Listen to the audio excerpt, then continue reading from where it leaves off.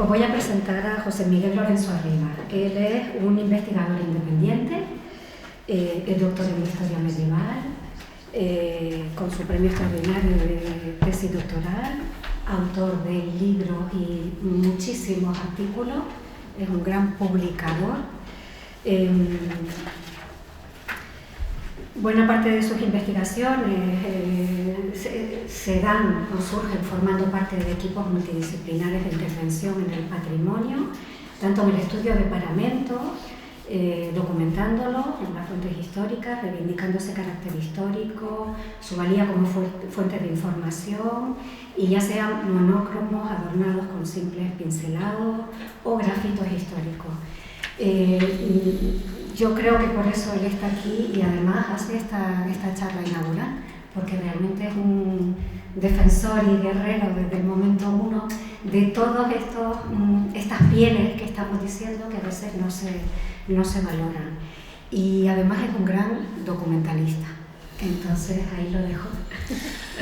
Pues buenos días a todas, a todos. Gracias a Teresa, a Diana, a Lipce por montar esto y por la osadía pues de invitar a alguien que va a hablar más de labores de llana que de labores de pincel, porque es también la polisemia que tiene el propio sintagma del título, la pintura mural.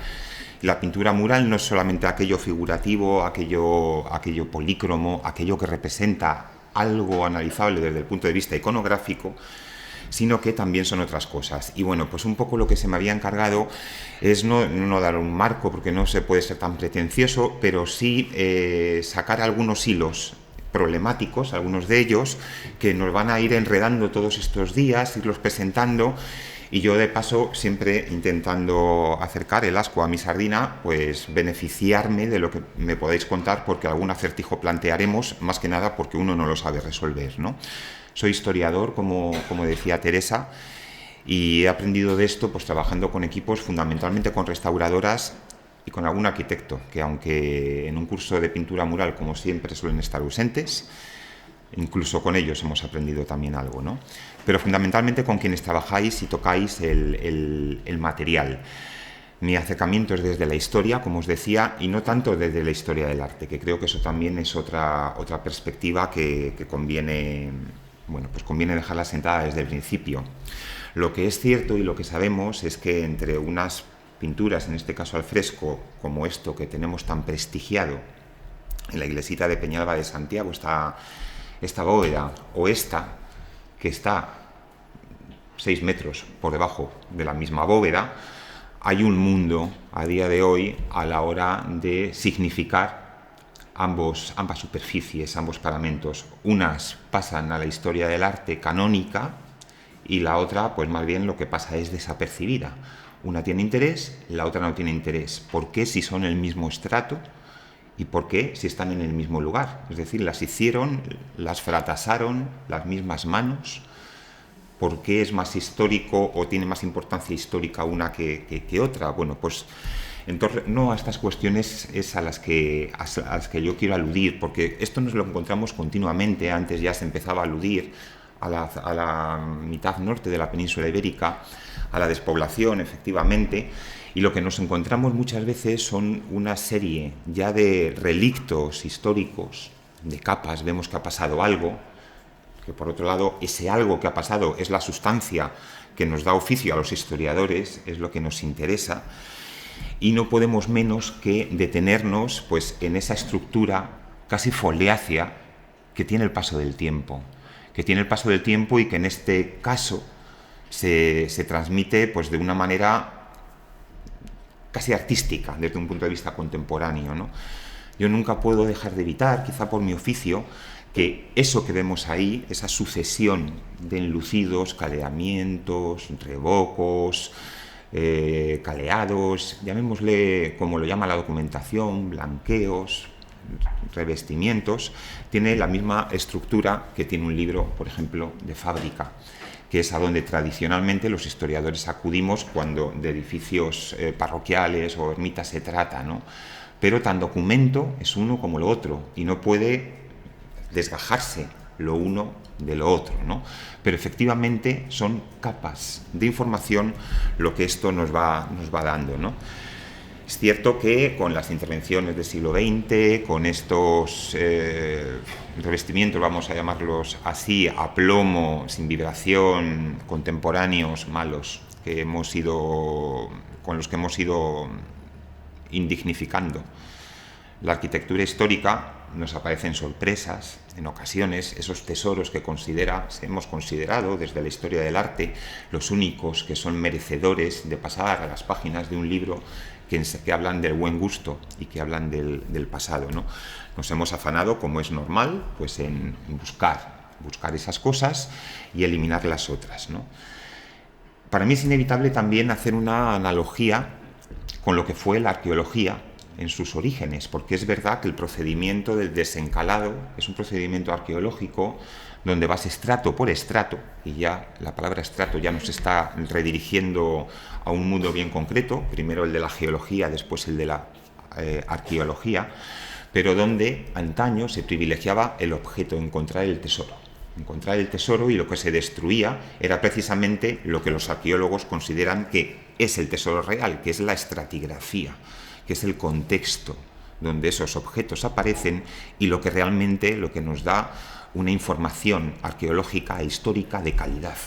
Esa capacidad de poder imbricar las cosas, y no solo por relaciones de anteroposterioridad, que también, ¿no?, sino que es lo que nos está pudiendo permitir meter un ojo en el siglo lo que sea, ¿no? Es el contexto y es el estrato.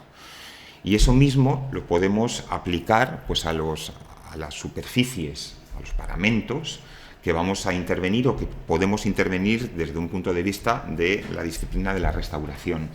Esto será básicamente el guión que voy a seguir, más o menos, saltándome prácticamente en la primera parte, porque no es que lo dé por conocido, que también, sino porque sería más labor, pues seguramente de la arquitectura, hablar de por qué un revestimiento supone una protección estructural y es parte, por tanto, de la propia arquitectura y casi de la propia fábrica de un edificio, ¿no? Hasta que no está revestido, ese edificio no está construido, ¿no?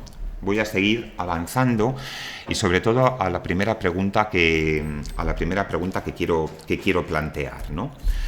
La primera pregunta es si la culpa de todo esto la tuvo Miguel Ángel, porque en algún sitio tenemos que poner las culpas, porque somos muy de una tradición judeocristiana y la culpa la ha tenido que tener alguien. ¿La culpa de qué? La culpa de comenzar a pensar que el muro desnudo es algo prestigiado, era algo histórico y demás. ¿Y por qué a lo mejor la culpa fue, ya que no del cha-cha-cha, sí de un gran escultor, arquitecto, de un canónico? Porque quizá cuando no es cuando se descubre el torso Belvedere, pero sí es cuando se empieza a hacer público, porque lo compra el Papa, pertenecía a una colección privada, y fue una escultura que atrajo toda la atención pues, de los italianos del 16, Miguel Ángel el I, que la consideraba absolutamente perfecta, ¿no? Y claro, era una escultura, entonces se pensaba que tenía una antigüedad distinta a la que después se ha demostrado, fue copiada hasta el infinito, pero ahí estaba el propio mármol y este torso, esta musculatura, este canon del cuerpo humano, que iba también con lo que el propio Miguel Ángel escribía, Miguel Ángel un neoplatónico, que pensaba, y lo pensaba de verdad, claro, que la obra, la escultura, estaba dentro del bloque de mármol y que él simplemente se limitaba a devastarlo porque la escultura ya estaba dentro de él, ¿no?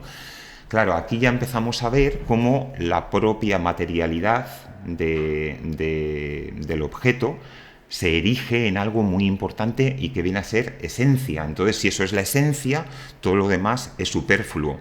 Me sorprendió mucho, y hace poco, que esta misma reflexión neoplatónica aparece publicada en un cuentecillo de tradición oral, de los recogidos por antropólogos, que además se repite en diferentes puntos de la península ibérica, desde Cataluña hasta en catalán, en castellano, donde se va contando ahí una historia de un señor que tenía un hijo que quería ser escultor y debía ser un bandarra, y bueno, el caso es que va postergando hacer una escultura que le habían pedido y cada vez se iba quedando con menos material, pues porque no lo sabía hacer, pero al final el chaval dice, si está aquí dentro, ese sale, el Cristo que le habían encargado, si estaba dentro de esa pieza de madera, este sale, ¿no?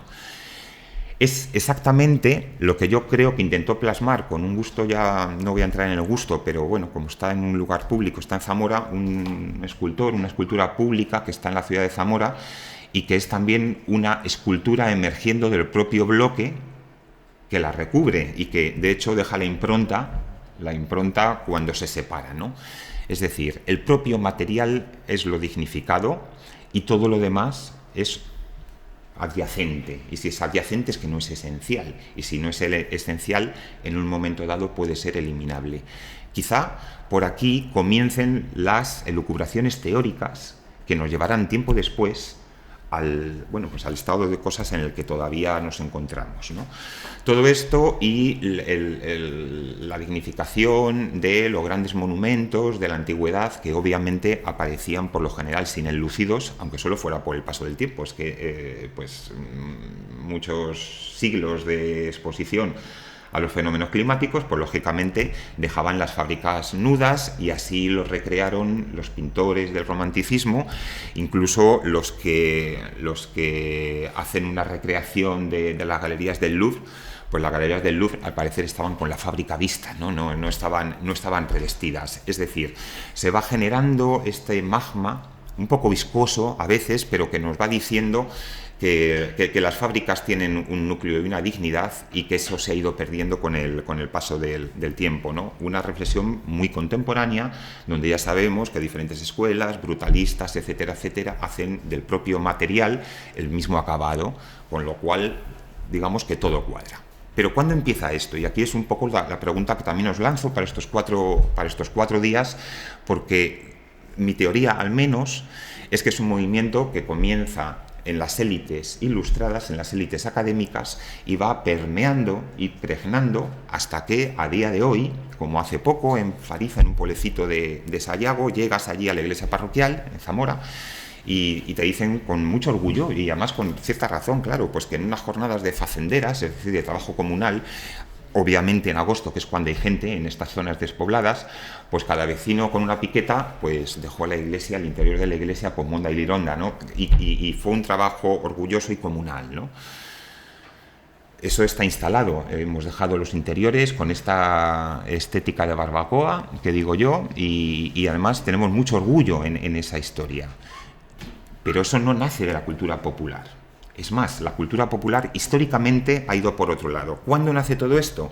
Pues yo, la vez que más antigua la tengo documentada, y por eso sí que os digo que entre todo el mundo pues saldrá documentación anterior, es el 1839.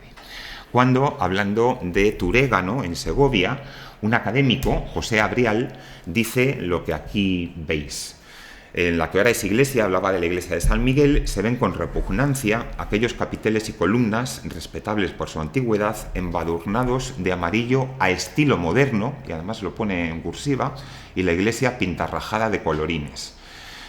Bueno, es la primera vez que yo, insisto, he documentado esta repugnancia hacia una práctica que es curiosísimo, porque si esto es de 1839, es que en la misma iglesia, 2 años antes, nos vamos a los libros de fábrica y vemos cómo, incluso con nombre propio, un tal Rosendo Aguilera se encarga precisamente de seguir dignificando ese interior, de seguirlo enluciendo al modo tradicional. Y de repente un académico que viene de Madrid se hace de cruces y le parece repugnante, le parece pintarrajado, cuando eso mismo se estaba haciendo ahí. Quizá parte de esa obra del pintor Rosendo Aguilera pues fueran, por ejemplo, esas columnas que todavía en 1925 o 23 documenta el autor del catálogo monumental de la provincia de Segovia, que hoy desde luego tenemos sin ese color, ¿no? Pero si nos vamos a otros monumentos de prestigio, bueno, pues en esta visión romántica de Genaro Pérez Villamil, desde luego nos reproduce un pórtico de la gloria en la catedral compostelana, muy fuera de escala, pues muy idealizado, muy romántico, ¿no? Pero desde luego lleno de color, lo que ahora por otro lado también nos gusta y lo que también se ha rescatado, pero es que en ese momento otro Villamil nos está diciendo lo mismo que nos decía Abrial unos cuantos años antes. El majestuoso y monumental aspecto que el color propio de la sillería, y ya habla del color propio de la sillería, ha desaparecido con el encaleamiento, los frisos de colores, las cintas grises y amarillentas con que se ha pretendido imitar lo que pudiera mostrarse naturalmente, y con las cintas que representan las fingidas junturas del dobelaje y de las hiladas. Efectivamente, esas cintas de dobelaje, de hiladas, las podemos documentar gracias a la fotografía histórica, que en Santiago de Compostela hay fotografía muy antigua y aquí las vemos en detalle, pero es que en los libros de la catedral lo que documentamos una y otra vez, y desde luego justo en este momento en el que están escribiendo contra esas pinturas, es la práctica de las propias pinturas. Si 1839 es el primer año que yo tengo documentado, está claro que la segunda mitad del siglo XIX acomete contra todo esto, ¿no? Y cuando una noble recrea en sus jardines, en este caso es en el Parque del Capricho en Madrid, una casa de aldeanos, porque estaba muy bien reproducir una casa de aldeanos para ver cómo vive esa gente, ¿no? en el palacio, pues ¿cómo reproduce la casa? Pues la reproduce como jamás tendría un aldeano su casa, evidentemente, la reproduce sin revestir, con lo cual, pues mucho más frío, mucho más calor, en función de la época del año, muchos más bichos, muchos más problemas de todo tipo, ¿no? Todo esto ha permeado a las clases populares y ha permeado a las clases pijas. Cuando nos anuncian que un loft en no sé qué zona de Barcelona, carísimo, una de las virtudes es que lo han despellejado, y que entonces se ve cada una de las cicatrices que precisamente en cualquier mentalidad cabal se trataría de ocultar por decencia, por decoro, por comodidad y por higiene, pues es que algo está pasando, ¿no? Pero si nos leemos ese texto, pues nos está diciendo que precisamente eso es la vuelta a la autenticidad. Y más me sorprendió y más todavía me hace ver cómo nos ha llegado esto,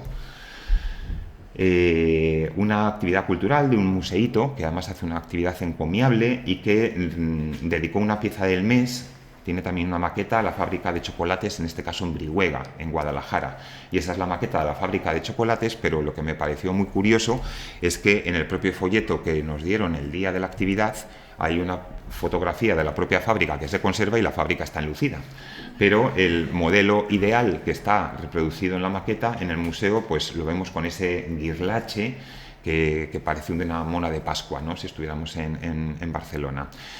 Esto es lo que ha ido pasando, pero esto ha ido pasando, insisto, desde el segundo tercio del siglo XIX y no antes. Porque si nos vamos a un testimonio que sorprende que aparezca en un foro de estos, pero es el de Fray Bartolomé de las Casas, fijaos lo que decía de los indios, Fray Bartolomé, que decían que precisamente se les veía como muy solícitos. ¿Qué he hecho? No, que de vez en cuando igual hay que darle a parar, porque se queda como apagado. Ah. No sé cuál es el... Sí. Bueno, no te queremos. Sigue. Si no, os lo cuento.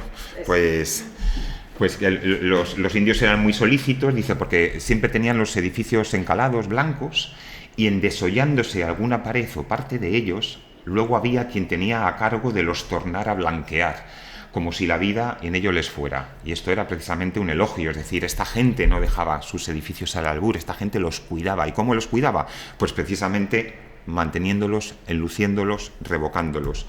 Más bonita todavía, una cita de Leandro Fernández de Moratín, que habla en referencia a Turín, hace un tour por Italia, y en referencia a Turín pues nos cuenta, dice, es lástima que muchas de las grandes fábricas que se ven en estas plazas y calles sean de ladrillo sin blanquear ni pintar, agujereadas por todas partes con los mechinales de los andamios, lo cual les da un aspecto de vejez y rusticidad que sería fácil y poco dispendioso de corregir. Y aquí ya estamos casi en fechas en las cuales los académicos comienzan a mudar esa opinión. Una opinión que, insisto, era indubitable y que, como veremos, se documenta continuamente. Se puede decir que los únicos edificios que se dejaban sin enlucir eran los interiores de los edificios agropecuarios y manóntropo, estos palomares como este que tenemos aquí en primer plano. Porque si nos vamos a los propios tratados de construcción del siglo XVI y del siglo XVII, fijaos que dicen que hasta dentro de los palomares, hasta dentro de ellos, que se les dé una torta de barro por diferentes causas. Es decir, incluso donde viven los animales no se deja la fábrica vista. Unas veces será para evitar bichos, otras veces será para evitar enfermedades o lo que sea. Es decir, que esto que hoy podemos ver en cualquier majada, tenada, taina o como las queramos llamar, es fruto del abandono de estos medios rurales y de ya la falta de uso de estos establecimientos para ganado, ¿no? Porque donde todavía se conservan en otros lugares, incluso pues estos caleamientos se siguen haciendo porque todavía están en uso, ¿no? Más significativo puede ser que si la piedra fuera tan excelente como parte de la fábrica y por tanto había que dejarla vista, entonces ¿qué pasa con la arquitectura rupestre? Que precisamente se consigue a base de excavar en la propia piedra, no habría que hacerle nada. Pues incluso en las iglesias rupestres estaban enteras, enlucidas, y otra cosa es que nos hayan quedado hoy restos como en las iglesias aéreas, las que no son rupestres, las que se construyen sobre cota, ¿no?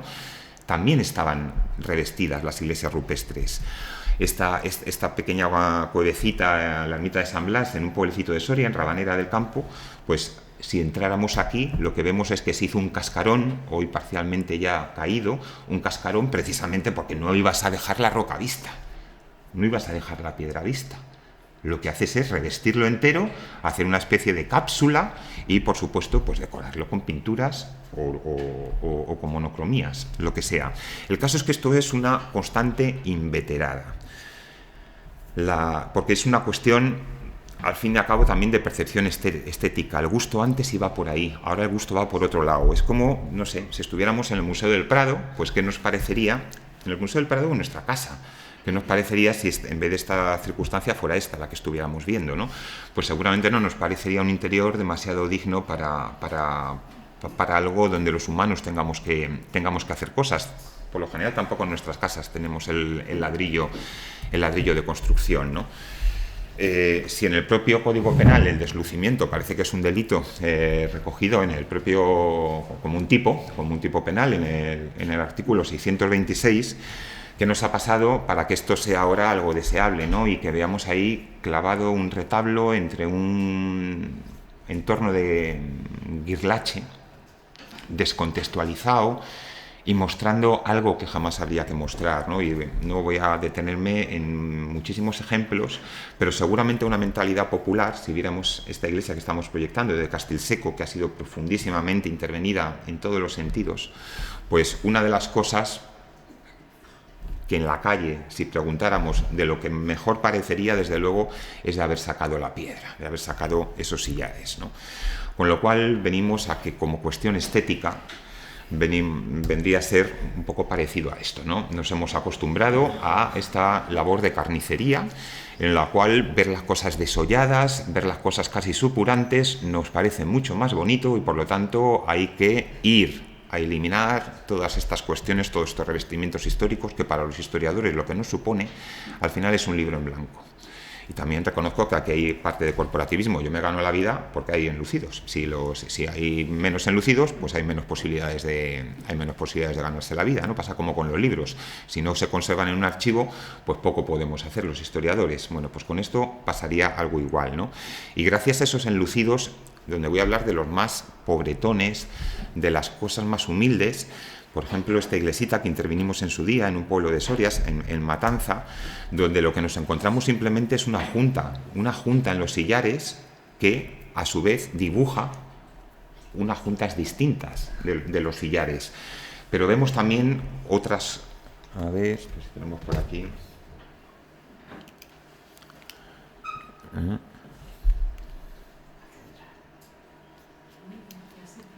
Vemos también no solamente estas juntas, vemos estas. todas estas que están en relación con este retablo. Esto nos dio una capacidad de interpretar qué había pasado con los sucesivos retablos de esta iglesia tremendo, o en la misma iglesia, en el presbiterio, que nos encontramos esta parte grafiteada que estuvo a la vista durante bastantes siglos, por lo menos 3 siglos, eso estuvo a la vista. Esto es fascinante porque además ya nos cambia también la perspectiva de qué significarán esas cosas, que nada menos que en un presbiterio está a la vista durante tanto tiempo, ¿no? ¿Y por qué? Otras iglesitas donde hemos actuado y nos encontramos esta sucesión, no solamente ya de un enlucido inciso y pintado, sino la mera junta pintada y con juntas nuevas, porque esto es sillería, y la sillería no se dejaba a la vista. Y te pintan unas juntas nuevas o te repasan las juntas, porque lo que no se hacía era impensable era dejarlo a la vista, y en la misma iglesia nos encontramos una secuencia todavía más rica y en algunos casos muy cutre, con lo cual también nos está dando muchísima información de qué pasa en esas primeras etapas en las que se pretende rematar un templo.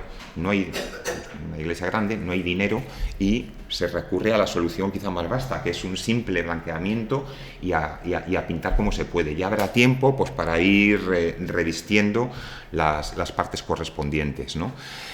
Siempre me gusta enseñaros Onilla, porque de ser una iglesia que en su día, en los años 90, pues podía ser más que pasto de restauradoras y historiadores, más pues para gente de botánica o de montes, ¿no? porque tenía un buen laboratorio. Bueno, pues al final la intervención integral lo que nos descubrió es un templo que yo creo que hay poquitos así descubiertos o reivindicados en la península, porque está enteramente pincelado, y esto sí que nos parece maravilloso. Y pincelado, fijaos de qué manera, pues haciendo lo que se podía, porque cuando posiblemente trabajaran aquí 2 cuadrillas a la vez, bueno, pues hay que hacer los encuentros pues como buenamente tal.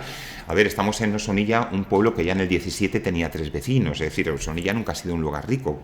Pues se hacía lo que se podía, pero tenemos un montón de elementos, y sobre todo esta fotografía que a mí me parece maravillosa, porque se va a repetir en muchos sitios de la península, que es el cambio de gusto del rojo, del negro al rojo, es decir, esta capa está por encima de esta, y es la que nos ha valido, gracias también a un calvario que aparecía en el muro norte, que estaba vinculado precisamente, un calvario en rojo, pero vinculado con la capa negra, pues a empezar a establecer relaciones de anteroposterioridad con diferentes historias, quizá también a traer más hacia nuestro tiempo pinturas que siempre pretendemos que todo sea más antiguo de lo que posiblemente sea, y quizá estemos ante 2 decoraciones de una iglesia en el siglo XV, en el siglo XVI, que se hace entera con lo que ello significaba, ¿no?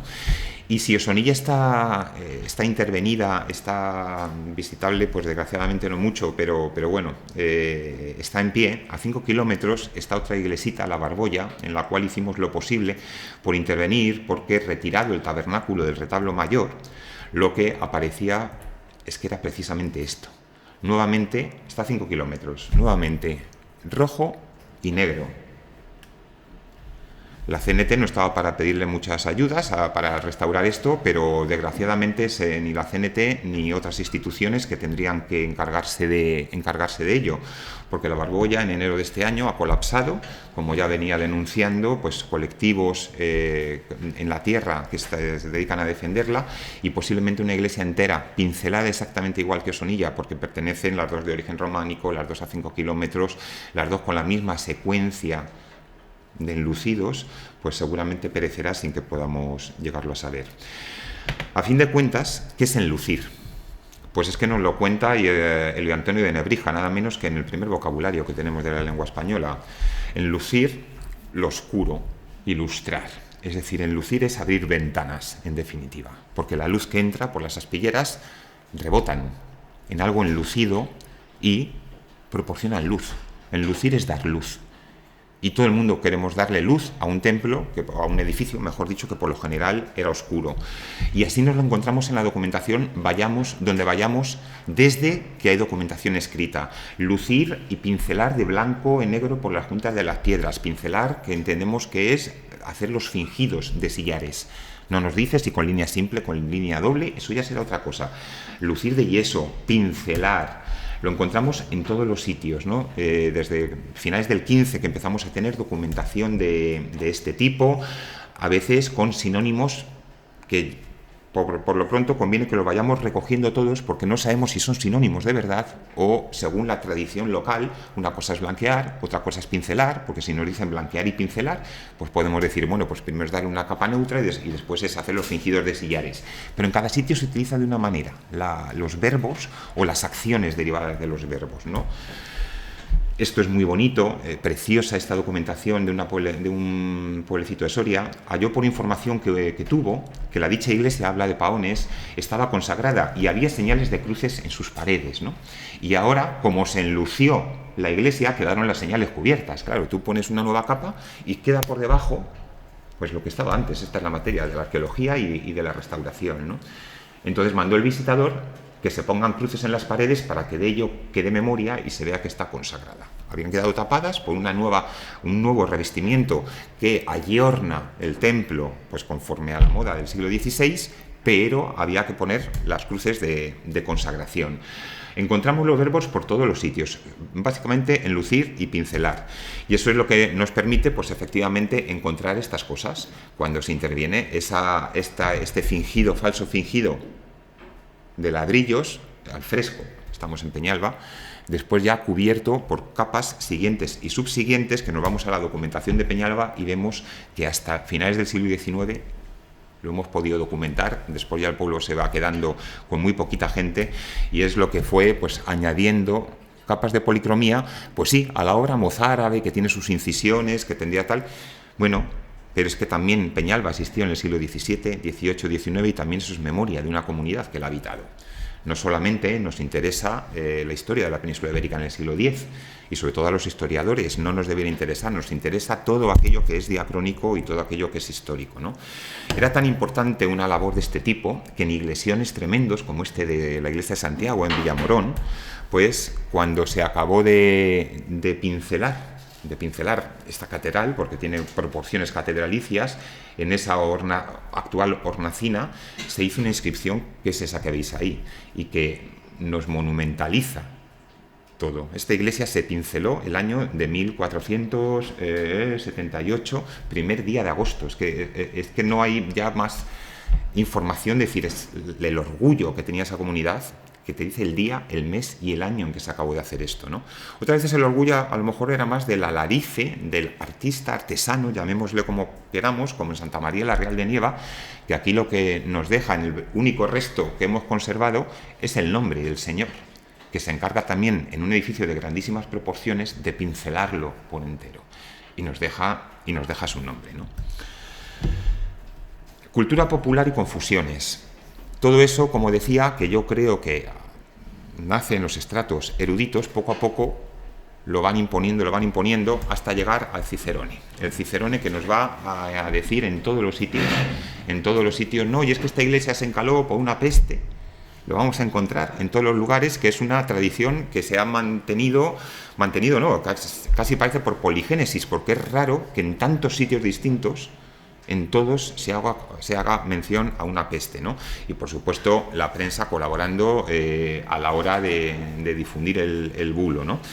Siempre es una peste, siempre es algo lo que obligó a encalar, por lo tanto lo propio es que ahora que no hay peste, pues lógicamente quitemos el encalado que se había hecho porque había peste, ¿no? A veces lo que nos dicen es que lo que hubo es un incendio y por eso se tuvo que encalar. En este caso, un buen ejemplo es lo que ocurre en San Isidoro de León.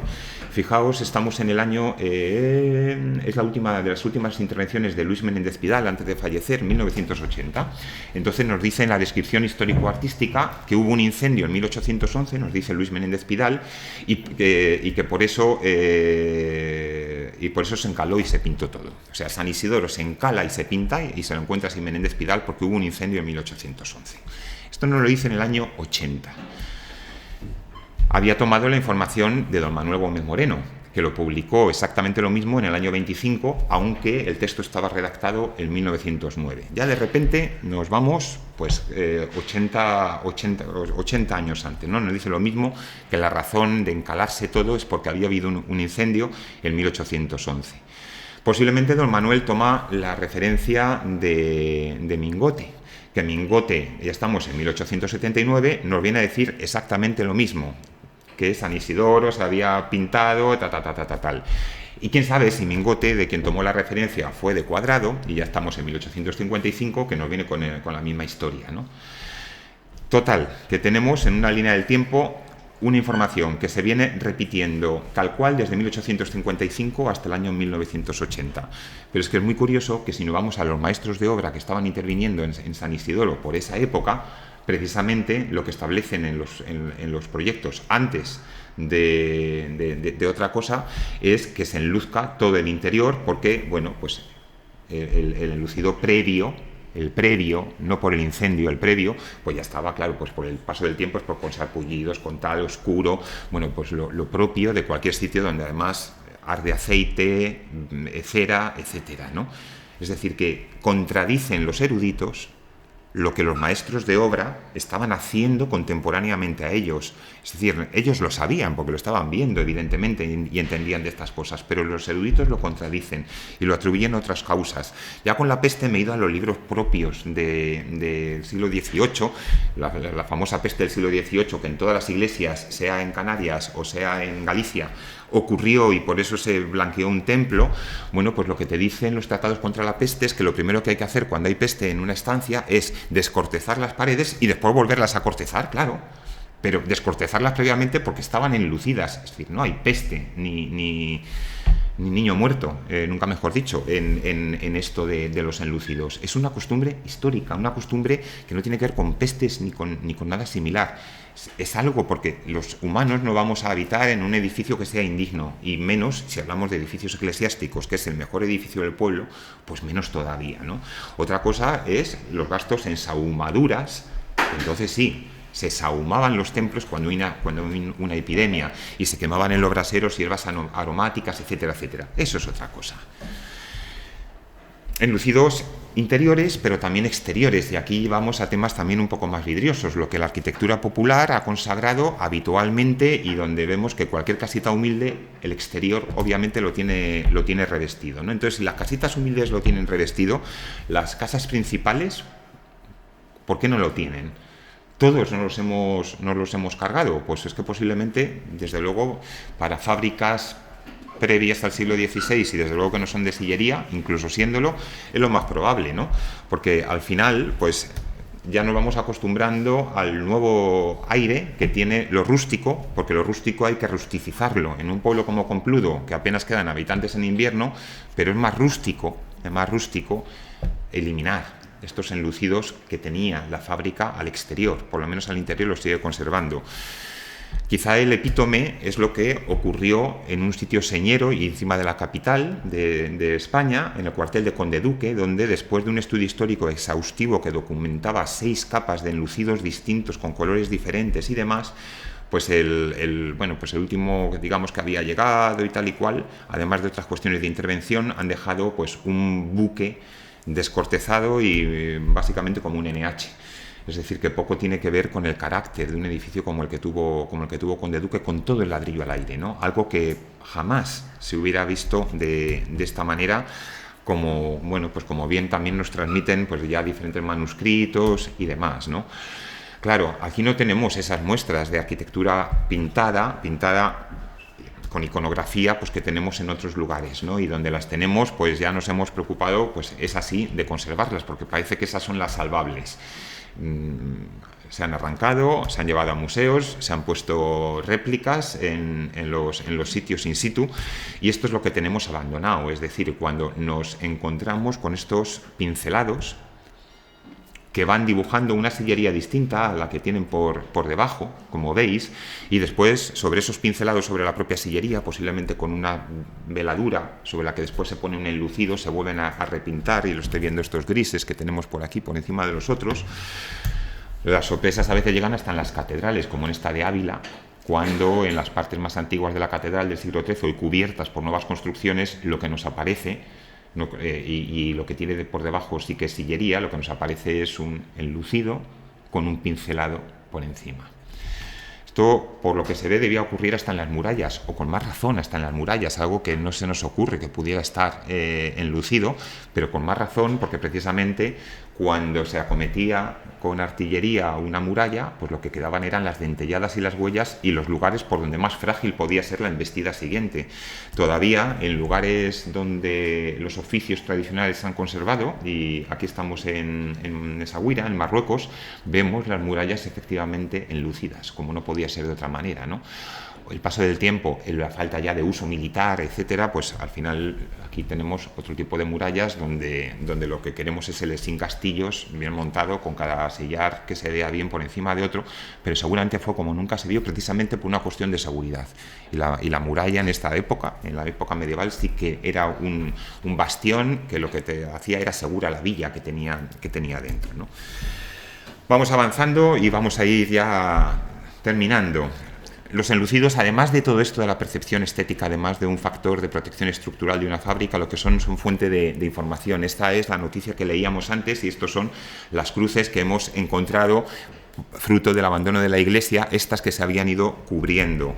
A veces encontramos una documentación alucinante, como dataciones antiquísimas, en este caso del siglo XII, porque nos está hablando de la era de 1201, con el año 1186, en San Miguel de San Esteban de Gormaz, un enlucido con una carga de polvo de mármol tremenda, fratasado, maravilloso, ¿no? O sea, de una calidad tersa que todavía hoy nos sorprende una vez que se pudo ir desencalando arqueológicamente el templo, ¿no?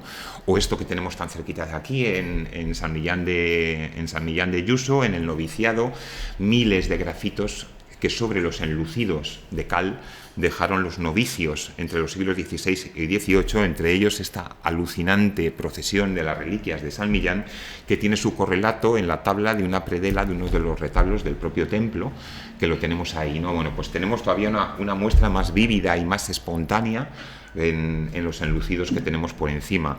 O este otro que en su día nos pasó Begoña Rue, cuando pues la que ha rescatado, o por lo menos la que ha reivindicado el valor de estos grafitos, que es una pauta musical, que me dijo, a ver qué haces con esto, Josemi. Y bueno, pues entonces sí que pudimos ver que efectivamente, como te viene el incipit del texto, el texto es un villano, al villano que le dan cebollita con el pan, que fue una canción que se intabuló por parte de diferentes vihuelistas del siglo XVI hispano, porque fue una tonada muy conocida.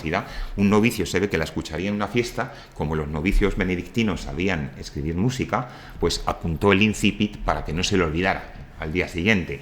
Y ahí apuntó al villano que le dan, ¿qué tal? Pues apuntó el comienzo, ¿no? O enlucidos como los de Peñalba, como esta inscripción alucinante y tremenda de Esmaragdo de San Miguel. Estamos hablando de un padre de la iglesia, no, de un teórico de la iglesia carolingia, o esta otra que tiene inmediatamente por debajo de Beda el Venerable, de un libro que no sabíamos que había circulado por la península ibérica, pues cuando se hizo esta inscripción allá por el siglo XI, por el siglo XII. Otra vez es la información que nos dan los enlucidos o los restos, porque casi no son ni enlucidos, es muy sorprendente. Si nos vamos a una ermita paradigmática como la de San Bartolo en el cañón de Río Lobos, vemos que entre los canes de uno de los brazos del transepto, pues es que tenemos esto, una inscripción que transcrita nos ha permitido pues saber quién fue efectivamente ese cura párroco, que fue de armas tomar, nunca mejor dicho, porque era un cura trabucaire de estos que se metió ahí en las guerras carlistas, acabó preso también porque le descerrajó un tiro a un tío para robarle una mula, en fin, un personaje, ¿no? Bueno, pues esto es gracias a este fragmentito de barro que quedaba ahí, fruto pues de una acción, en este caso de retejo, pero que se deja esa muestra en abajo. Villamartín de Sotoscueva tiene una ermita muy particular que parece una cuadra si la miramos hacia el sur, porque se ha perdido todo, pero que si la miramos hacia el norte lo que nos aparece son diferentes zonas pintadas y además con unas pinturas muy peculiares que creo que vamos a ir oyendo hablar estos días de ellas en áreas geográficas bastante cercanas, ¿no? De estas que resisten el análisis iconográfico, felizmente, porque la cultura popular nada sabe de iconografía, porque la iconografía viene de los mismos estratos de los cuales en su momento también decidieron que todo esto había que eliminarlo, ¿no?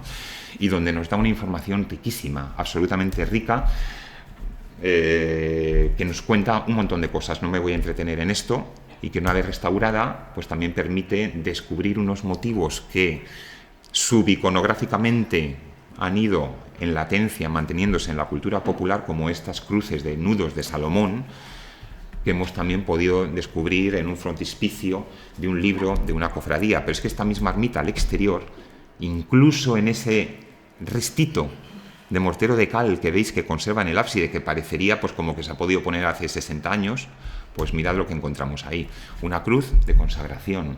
Es decir, que posiblemente estamos hablando de un enlucido que es el resto efectivamente, pero de algo que lleva pues 450 años defendiendo un edificio, como defienden los enlucidos sorianos en el muro norte, y a la vez son soporte no ya solamente de esa vibración, ¿no?, en función de cómo incide la luz solar, la luz en cada muro, en cada momento, sino que vemos esa miríada de testimonios humanos que son testimonios de devoción, que es la manera en la que las gentes se apropian de un edificio, que no solamente es del arquitecto que lo construye, sino del uso que después una comunidad le da al propio edificio y cómo lo va haciendo suyo.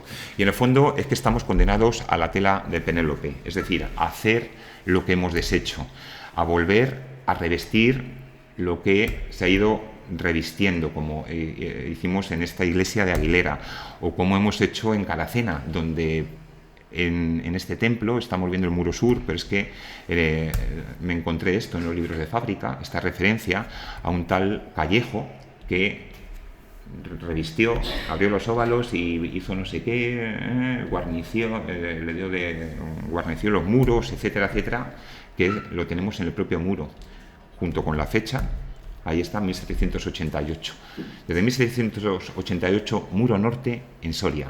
Es decir, que lo suyo tiene para seguir aguantando prácticamente indemne allí donde no nos los hemos cargado, o donde hemos tenido que volver a reponer enlucidos, eliminados en los años 60, allí pues en las iglesitas que nos hemos encontrado y que evidentemente no podían tener pues esa bóveda a la vista.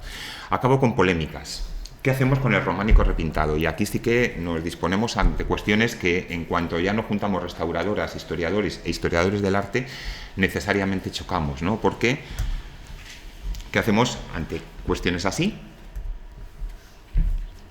¿Qué son estas? Es decir, unos capiteles románicos repintados con colores chillones, posiblemente en el siglo XIX, pero que a un historiador como yo, que tengo el gusto muy deformado, digo, pues es que nos suenan como, sí, es una solución que desde luego en el siglo XIII no se habría hecho así, pero es que suena mucho la del siglo XIII.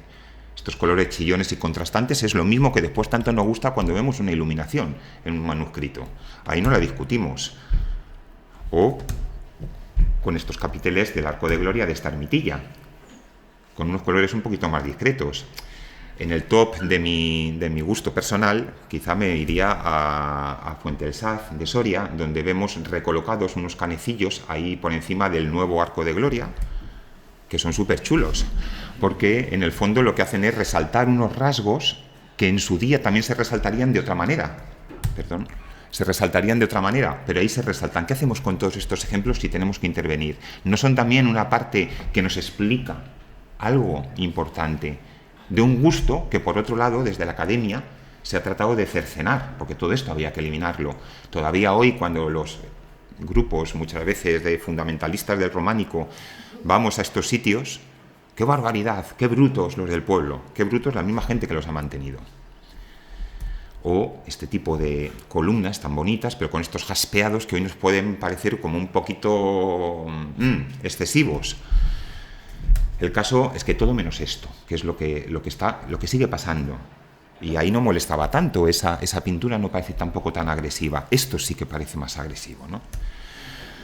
Hay opciones, y lo sabemos ahora, virtuales, de hacer un montón de cosas. Hay incluso opciones de repintar contemporáneamente, como hizo este abate, ¿no?, don Angelico Suchamp, pues a lo contemporáneo, y de volver a darle pintura, incluso figurativa, pues a estos interiores. Volvemos a una ermita que está muy cerquita de aquí, porque también es riojana, en Cornago, donde se despellejó el exterior y se despellejó el interior, y el interior se decidió ofrecérselo a un pintor para que lo policromase. Lo hizo en el año 2003 con acrílicos. Bueno, pues a juicio me refiero aquí podemos opinar, pero ¿estaba mejor despellejada del todo? ¿Qué uso tiene el edificio? Bueno, pues parece que a la gente del pueblo le gusta, lo cual no es mala cosa, es decir, que se sigue utilizando y sigue valiendo para lo que se creó. O ya los centros estos de interpretación, de pintura murales, donde también pintores contemporáneos han